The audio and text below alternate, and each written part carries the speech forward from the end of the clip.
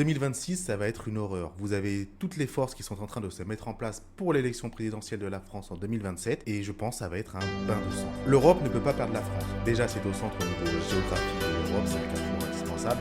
Et en plus de ça, c'est symbolique, c'est un membre fondateur de l'Union européenne.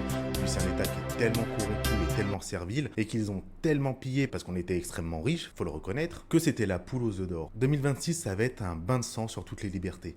Vous avez notamment la censure des réseaux sociaux qui va arriver et qui est d'ailleurs déjà là. Je le vois moi sur mon compte TikTok, c'est très honnêtement, c'est un enfer. Tout est fait pour vous décourager de poster, pour vous décourager de prendre la parole. Vous avez énormément de convocations à la gendarmerie de personnes, on peut même pas les appeler influenceurs, c'est des gens, ils ont quelques milliers d'abonnés.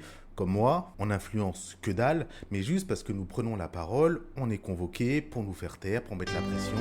Ça va être ça de pire en pire. Vous allez avoir des discours de plus en plus agressifs envers la Russie, toujours pour faire peur, pour mettre un ennemi commun, pour mettre dans la tête des gens qui sont en danger, pour les pousser à accepter tout et n'importe quoi. Ils veulent mettre en place actuellement une armée européenne et ça va évidemment passer par cette antagonisation de la Russie et les discours grandiloquents sur l'Ukraine qu'il faut absolument aider. En 2026, ils vont évidemment faire un maximum d'efforts pour exacerber le clivage gauche et droite, bien sûr. On va alimenter un coup le Rassemblement national, un coup on va alimenter les filles. On va faire passer des mesures d'un côté et de l'autre pour énerver les gens. Et puis comme les gens sont débiles, ils vont aller se narguer les uns les autres pour être sûr de rester dans leur camp. Et à la fin, ça va être le camp mondialiste qui va gagner. Le problème, c'est qu'on arrive à un point tournant. 2027, si on a une nouvelle fois un candidat mondialiste, européiste, macroniste, ou peu importe comment est-ce qu'on l'appelle, on va avoir du mal à s'en relever. Si vous mettez n'importe qui à la tête de l'État qui ne veut pas sortir de l'Union européenne, c'est-à-dire si vous votez pour n'importe quel parti qui est actuellement à l'Assemblée nationale, c'est foutu. Toutes vos valeurs, tous vos combats, ils tombent à l'eau de toute manière, que vous soyez de droite ou de gauche, c'est mort, vous les oubliez,